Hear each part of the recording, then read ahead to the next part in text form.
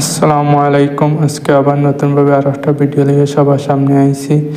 দেখেন তো উট কিভাবে গাড়িতে ওঠানো হচ্ছে, ক্রেনের সাহায্যে ওঠানো হচ্ছে। দেখেন তো, দেখতে রান।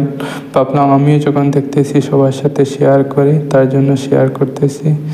দেখেন ক্রেনের সাহায্যে উট গাড়িতে ওঠানো হয়, তারপরে সেম পদ্ধতিতে আবার নিচে নামানো হয়। দেখেন তো,